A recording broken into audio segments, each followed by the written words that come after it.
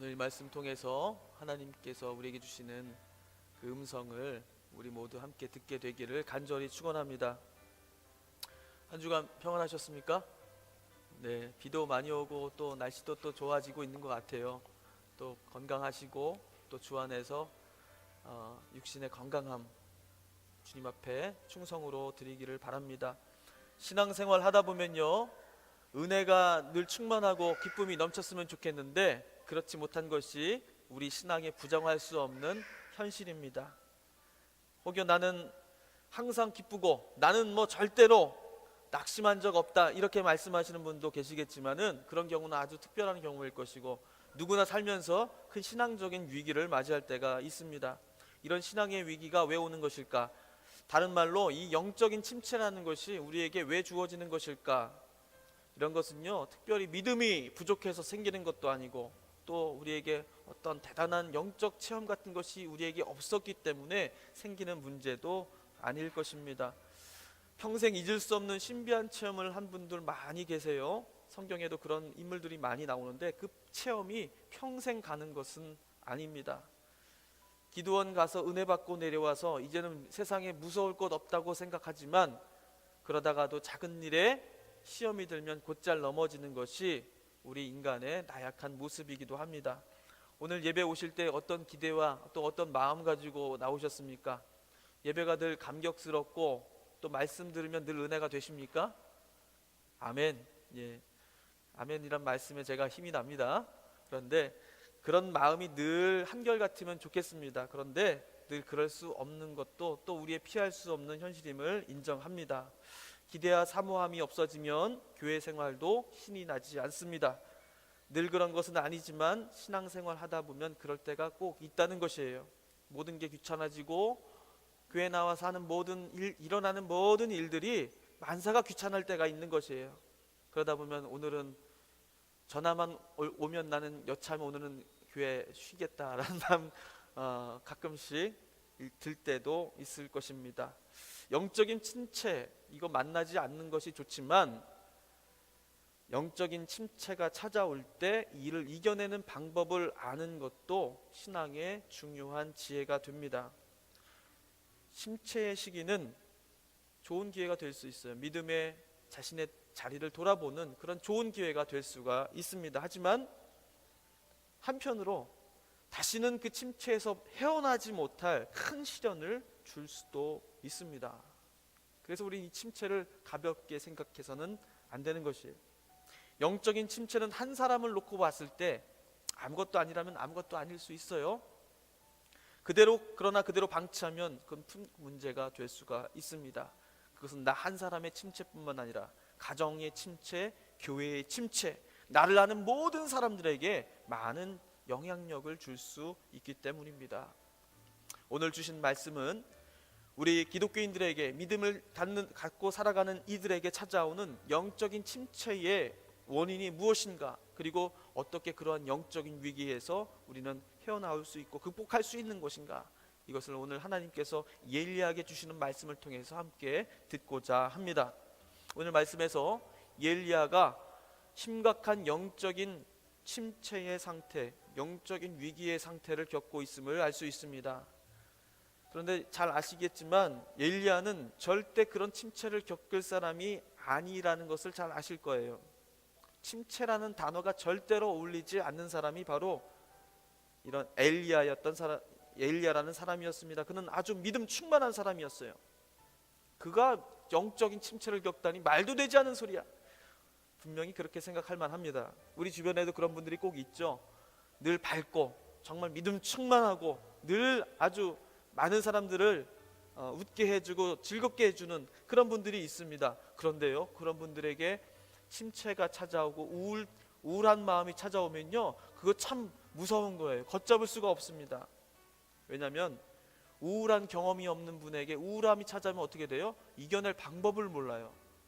수시로 그런 것들을 경험한 분들은 알아요. 어떻게 하면 자기가 그런 곳에서 벗어날 수 있는지 압니다. 하지만 생전 경험 많이 해보지 않은 분들이 겪는 그 우울한 생각들, 마음들 주체할 수 없고 또 위험한 단계로까지 갈 수가 있습니다. 열심히 교회 충성하고 믿음 생활하던 분이 시험에 들면요, 그 보통 일이 아니에요. 그냥 별로 그냥 열심히 안 하고 그냥 왔다 갔다 한 분들에게 당하는 시험은요, 금방 이겨낼 수가 있어요. 그런데 최선을 다하고 내 모든 걸 다해서 교회를 섬기고 충성을 다했는데, 그럴 때 찾아오는 시험은요, 대단히 위험한 시험입니다.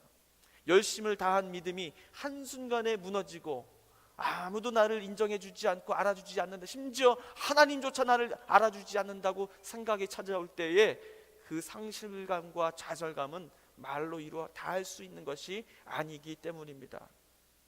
엘리야도 마찬가지였습니다. 여러분, 엘리야가 어떤 사람이었습니까? 3년을 내리지 않던 비가 하나님께 기도하였더니 엘리야의 기도를 통해서 하나님이 비를 내려주신 그 놀라운 은혜 체험을 가진 사람이 바로 엘리야였습니다. 아합 왕의 거짓 선지자, 바알 선지자 모두 합해서 850명의 거짓 예언자들과 갈멜살 위에서 벌인 영적인 전투를 기억하실 거예요. 엘리야 혼자와 850명의 거짓 예언자들이 갈멜산 위에서 누가 진짜 참된 예언자냐, 누가 진짜 참된 하나님을 섬기는 자인가, 이걸 가지고 대결을 벌입니다. 그때 하나님께서 하늘에 불을 내려주셔서 예언자 엘리야의 제단 위에 소가 모두 불태워지고 모든 물이 마르게 되는 놀라운 역사를, 능력을 보여주신 것, 바로 엘리야를 통해서였습니다. 아합 왕이 나라를 우상 숭배의 소굴로 만들었을 때에 모든 예언자들이 다 편에 섰습니다.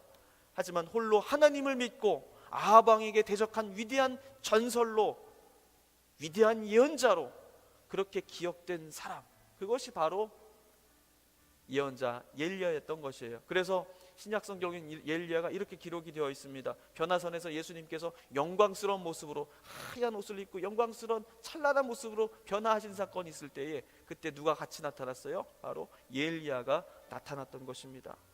성경에 하늘로 승천한 예수님 빼놓고 유일한 두 사람이 있습니다. 한 사람은 에녹이고 다른 한 사람은 바로 오늘 예언자 엘리야였던 것이에요. 엘리야라는 분은요, 감히 이스라엘 역사에서 함부로 말할 수 없는 대단한 사람입니다. 그런 엘리야가 오늘 성경에서는 어떻게 말씀하고 있어요? 영적인 침체에 빠져서 무엇 하고 있습니까? 우리가 읽진 않았지만 19장 1절부터 8절까지는 그가 도망쳐 나와서, 이세벨이 그를 죽인다는 소식을 듣고 도망쳐 나와서 광야로 뛰쳐나와 가다가 기진맥진하여 로뎀나무 안에서 죽기를 간청하며 지금 이제 주저앉고 있는 그런 상황들이 되었다는 것입니다. 비도 내리기도 했었고 불도 떨어지게 하고 850대 1로 싸워서 이기기도 해보고 숨어 지낼 때에 하나님께서 까마귀를 보내서 그에게 음식을 날라주게 하는 그런 은혜를 맛본 사람이 바로 엘리야였던 것입니다. 우리가 생각할 때 그런 사람이, 그런 경험 다 해본 사람이 뭐가 아쉽고 부족해서 그런 영적인 침체를 운운하느냐, 배부른 소리 한다 할 수도 있을 것이에요. 내가 한번 그런 경험 해보면 난 평생 예수님 하나님만 모시고 변치 않는 마음 가지고 살아보겠다, 할 수 있겠다. 내게 그런 이적이나 한번 보여주시오, 하나님 보여주세요. 그렇게 한번 기도해 본 적 없으십니까? 그런 확신 내게 한번 주어진다면 내가 지금 흔들리는 마음 한 번이라도 다 잡을 수 있을 것 같은데, 주님 나에게 그런 이적 한번 보여주십시오.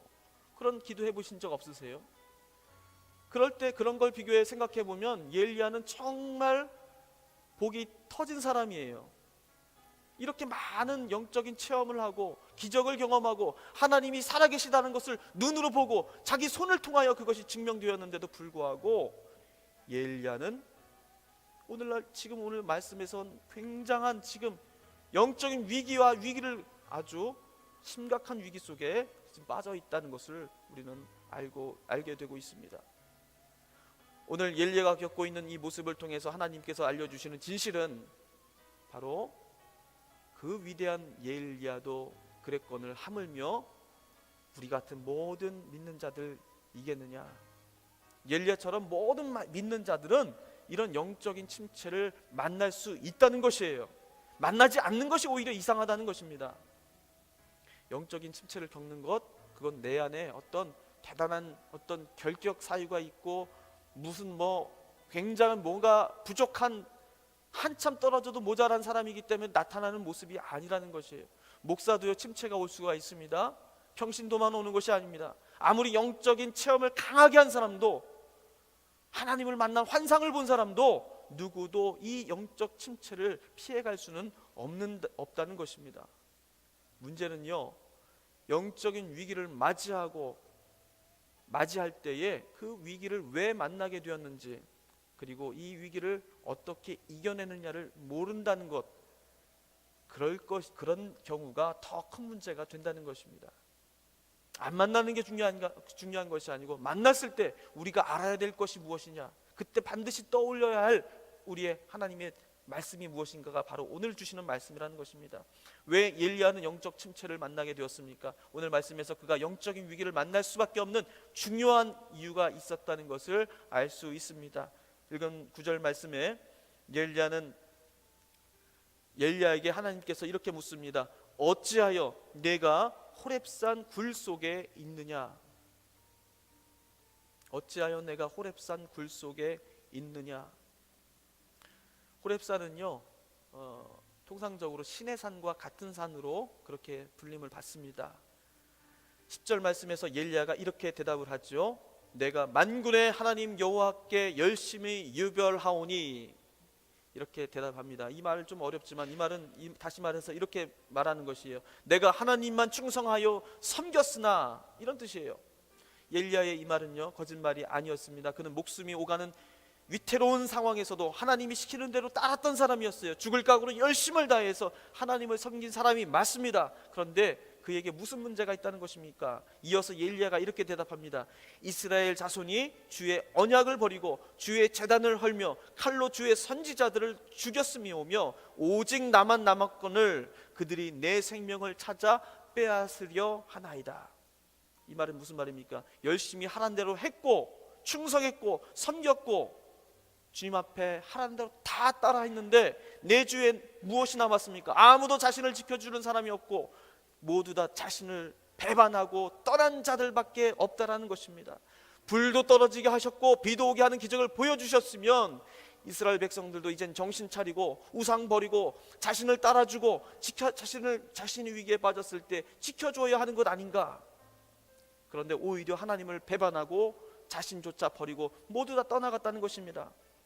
이 정도 내가 보여줬으면 이스라엘에 큰 변화가 있을 법도 하는데 변화는커녕 이제 혼자 남아서 자기의 신랄 같은 그 목숨을 걱정해야 하는 그런 쫓기는 신세가 되었다고 엘리야는 비관하고 있는 것입니다. 엘리야가 낙심하게 된 것 이해가 되십니까? 우리에게도 이런 일들이 비일비재하게 일어나고 있다는 것이에요. 열심히 노력했는데 상황이 변화되지 않는 것을 보고 얼마나 큰 낙심이 찾아오는지 모릅니다. 하나님께 열심히 기도하고 교회에 헌신하고 최선을 다했는데 상황이 변하기는커녕 나를 괴롭히고 힘들게 하는 사람만 둘러싸여 있다고 생각할 때가 있습니다.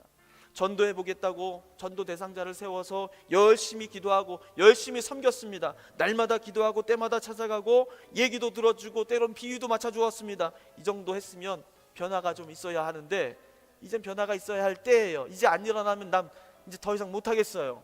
그런데 교회에 관심도 좀 가져줬으면 좋겠지만 아무런 변화가 나지 않고 오히려 마음의 문을 탁 닫아버렸을 때에 여러분 심정이 어떻습니까? 야, 진짜 못하겠다 이런 생각 들지 않으셨어요? 이런 마음 찾아오시지 않습니까? 전도가 무슨 소용인가? 어차피 사람의 마음 하나님이 움직이시는 거라면 내가 굳이 힘들여서 마음고생해가면서 이럴 필요가 있을까? 이러면서 전도의 마음이 싸그리 사라집니다. 여러분 우리 뉴 그레이스 교회를 위해서 얼마나 충성하시고 헌신하고 계십니까? 부족한 건 많은 교회고 아무것도 잘 이렇게 완벽하게 되어 있는 것 별로 많아 보이지 않는 그런 보잘것없는 우리 형편에도 불구하고 이 교회를 얼마나 붙들고 기도하며 섬기십니까? 이 정도 했으면 잘 될 때도 되지 않았는가 이런 생각 찾아오지 않으세요? 이 정도 우리 했으면 하나님이 이제는 좀 잘 되는 모습도 좀 보여줄 때가 되었을 텐데 또 사람들이 좀 변화가 되었을 텐데 이제는 우리도 좀 잘 돼보는 단계에 올라서야 될 텐데 이런 생각 들지 않으십니까? 그런데 생각만큼 그렇게 되지 않을 때 어떤 생각이 찾아오세요? 내가 잘하고 있는 것인가? 내가 이것하여 무엇하랴?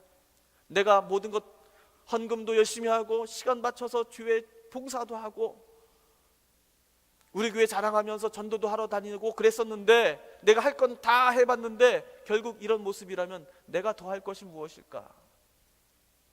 내가 제대로 믿음 생활하고 있는 것은 맞는 것일까? 엘리야도 마찬가지였습니다. 아합 왕과 그의 왕비 이세벨이 엘리야를 통하여 보여주신 하나님의 능력을 경험하였다면, 그리고 그것을 보았다면 깨닫는 게 조금이라도 생겼어야 하는 것인데, 그런 것이 아니라 오히려 자신을 죽이려고 더 활개를 치고 이전보다 더 어려운 상황에 빠지게 되는 자신을 보면서 그에게는 절망이 찾아오고 있는 것입니다. 그런데 그보다 더 낙심되게 만드는 게 있어요. 그건 아합 왕이나 이세벨이 자기를 죽이려고 하는 게 아니에요. 이스라엘 백성들입니다. 자신이 믿었던 사람들이 자신을 배신하고 떠나가는 것이에요. 이만큼 했으면 보여지는 게 있어야 하는데 오히려 상황은 악화되고 자신이 해온 일들과 고생이 무의미하게 느껴지는 괴로운 순간이었던 것입니다. 그런데 엘리야에게 찾아온 문제는요, 절망과 낙심에 기로하는 엘리야 그 모습이 아니라요, 자신에게 닥친 문제를 해결하기보다 위협으로부터 안전과 편안함으로 문제로부터의 도피를 선택했다는 것이에요. 엘리야가 도망친 곳은 호렙산의 굴이었습니다. 호렙산, 아까 말씀드렸듯이 신의 산과 같은 산을 지칭합니다. 신의 산은 어떤 산입니까? 모세가 하나님이 돌로 새겨진 계명을 받았던 신령한 산, 거룩한 산, 성산이에요. 하나님이 계신 곳, 그것이 호렙산입니다. 그가 호렙산으로 도망한 것은, 그곳은 신령한 곳이기 때문에 아무나 그곳에 들어올 수 없기 때문에 그곳은 안전하다는 생각이 컸을 것입니다. 위협으로부터 가장 안전한 곳, 문제로부터 가장 멀리 떨어져 있는 곳이 그에게는 호렙산이었기 때문입니다. 그런데 엘리야가 그곳을 도피처로 삼은 것은요, 단지 그곳이 안전한 곳이기 때문만은 아니었습니다. 진짜 이유는 이제부터예요. 그곳에 가면요, 모세가 하나님을 만났던 것처럼 자신도 하나님에게 어떤 원하는 대답을 들을 수 있지 않겠냐는 그런 기대가 있었기 때문이에요.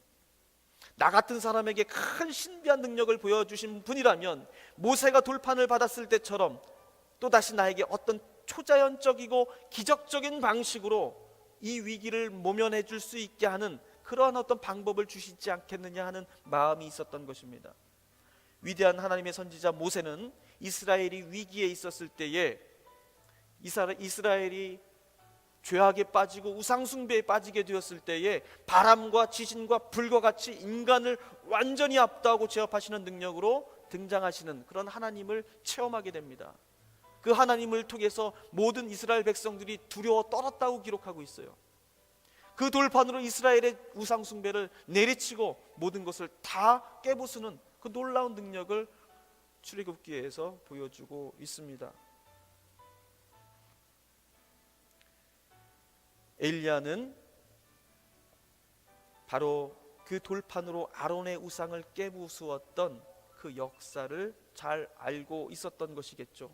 모세가 그랬던 것처럼 하나님을 배반하고 자신을 버리고 떠난 이스라엘 백성들을 한 번쯤 호되게 후회하게 만들어줄 뭔가를 하나님이 주시리라는 기대를 엘리야는 하고 있었던 것입니다.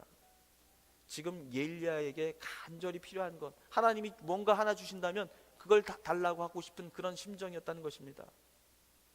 그런데 사실 무엇입니까? 그 마음은 뭐예요?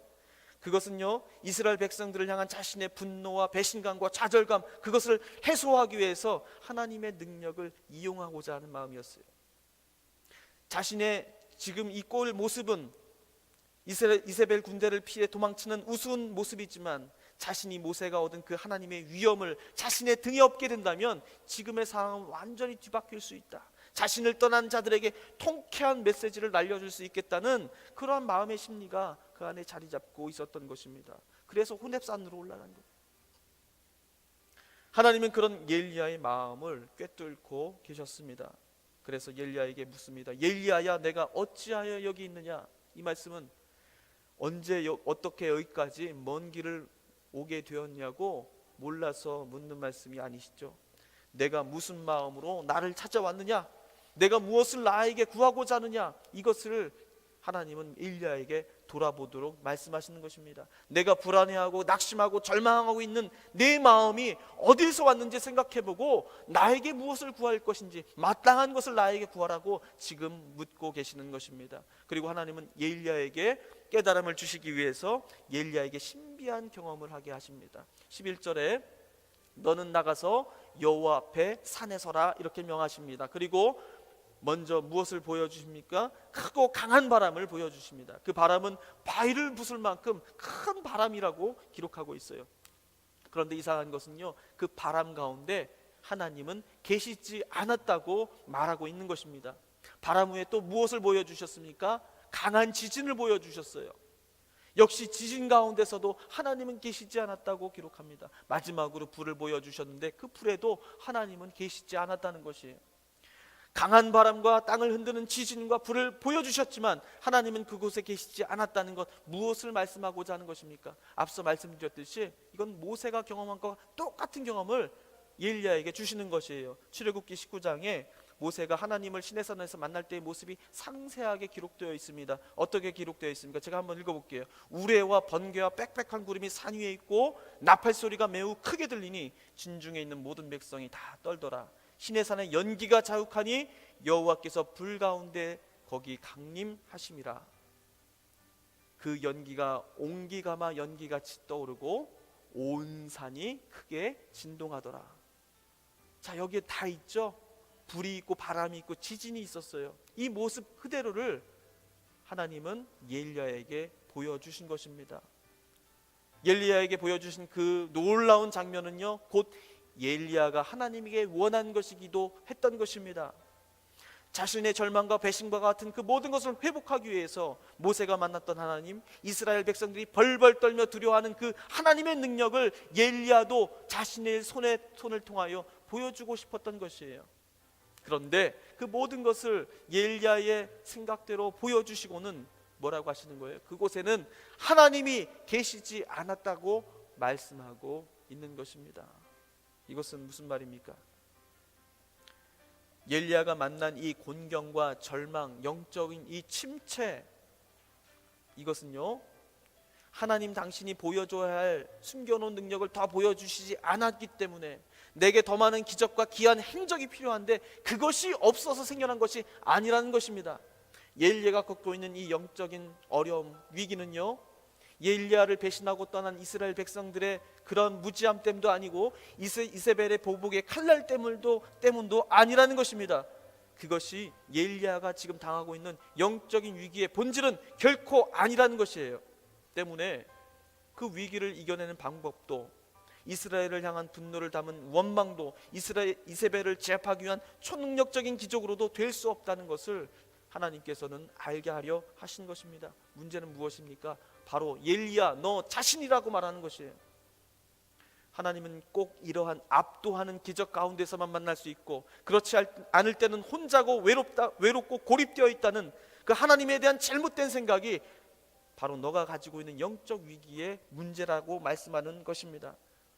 문제는 외롭다고 생각하고 배신당하고 절망이라고 느낄 때 그 순간에도 조차 그 곁에 계시는 하나님을 바라보지 못하고 하나님의 음성을 듣지 못하는 너의 다친 귀와 너의 다친 마음의 문제가 바로 영적 침체의 가장 중요한 원인이라는 것을, 이유가 되는 것을 왜 모르느냐고 하나님께서는 말씀하고 계시는 것입니다.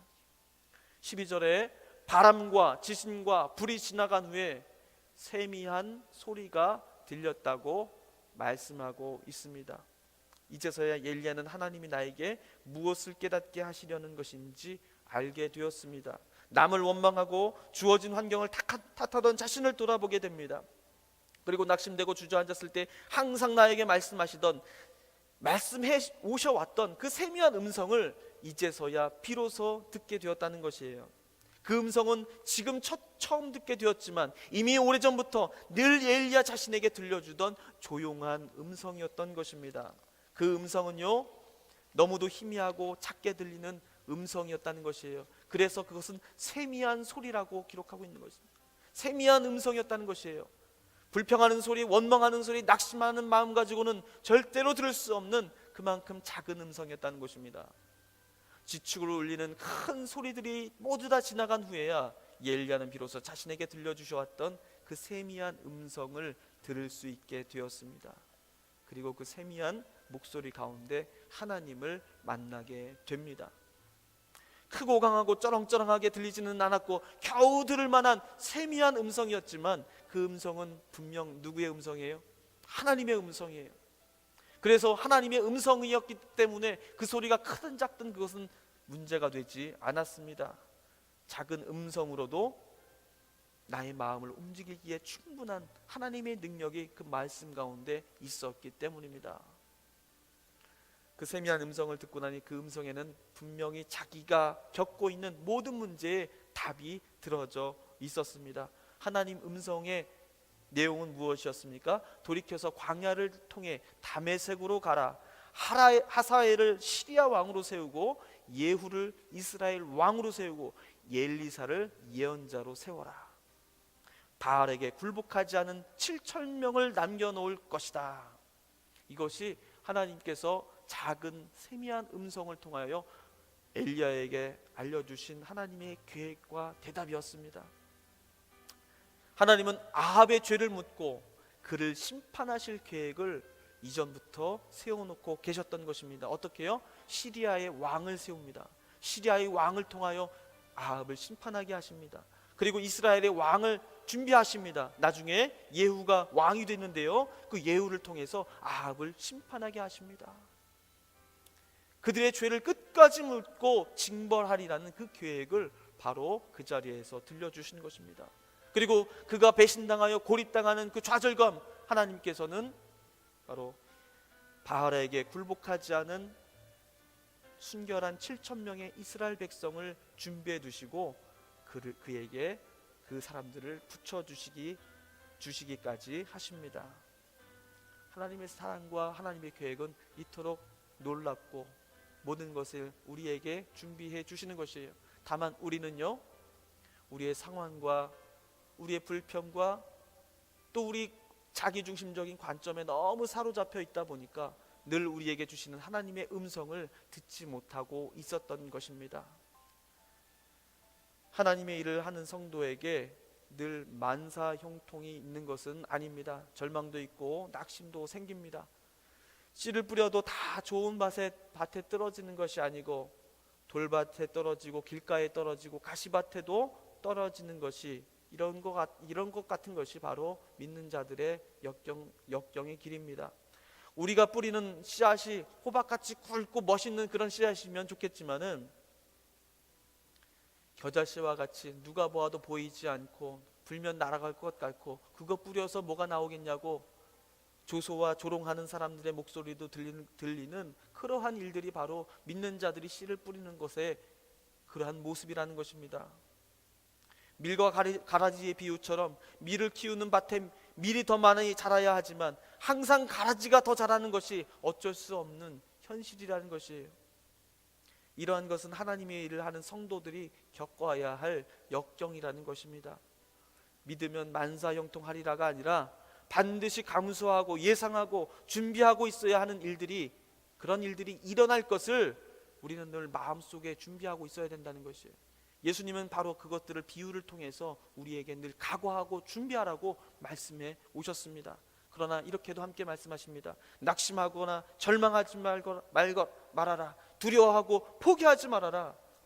왜요? 너희가 뿌린 씨앗 가운데는 길가에도 떨어지고 돌짝밭에도 떨어지고 가시밭에도 떨어지겠지만 그 중에 일부는 반드시 좋은 밭에도 떨어지기 때문이다.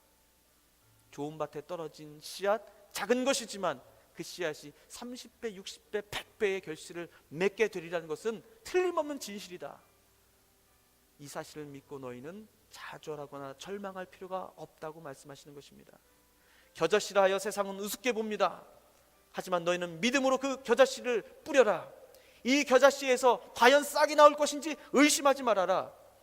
그 겨자씨는 반드시 싹을 틔워서 겨자 나무가 되고 많은 새들이 깃들 만큼 무성해지는 것이 자연의 이치가 아니더냐. 너희들의 믿음도 바로 그러한 것이다. 가라지가 많다고 해서 두려워하거나 낙심하지 말라. 반드시 추수 때가 되면 가라지는 농부에 의해서 태워지게 될 것이다. 너희들이 그것을 알지 않느냐. 너희들이 겪는 어려움, 그 모든 것은 마지막 날에 모두 심판받게 될 것이다. 너희들이 할 일은 무엇이다? 믿음을 가지고 하나님이 이 모든 것들에게 하나님께서 계획을 주시고 그 말씀에 따라서 우리를 안전하고 하나님의 형통한 길로 인도해 주시자는 그 믿음 하나만 가지고 간다는 것입니다. 왜 우리가 거기에 절망하고 왜 거기에 우리의 마음을 빼앗겨서 내가 잘 가고 있는 것인지 왜 이렇게 의심하며 살아가느냐, 이것을 말씀하시는 것입니다. 오늘 영적 위기를 경험하고 있는 예일야에게 하나님 세미한 음성으로 우리에게 말씀해 주셨습니다. 우리에게도 열정이 식고 절망이 찾아올 때가 있습니다. 하나님의 뜻이 무엇인지 정말 너무나도 듣고 싶고 알 수가 없는 그러한 미궁에 빠지는 그러한 참담한 심정을 누구나 겪을 수 있습니다. 그럴 때 내 목소리를 죽이고 잠잠하시기를 바랍니다. 하나님의 세미한 음성을 듣기를 갈망하시기를 바랍니다. 그때 비로소 나에게 주시는 구원의 음성, 하나님의 구원의 계획을 우리는 듣게 될 수 있기 때문입니다.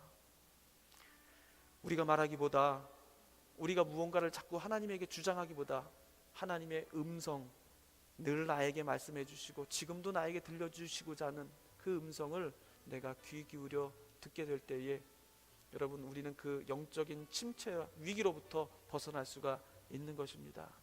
하나님의 음성 듣게 되는 우리 모든 성도님들 되시기를 주님의 이름으로 간절히 축원합니다. 기도하겠습니다.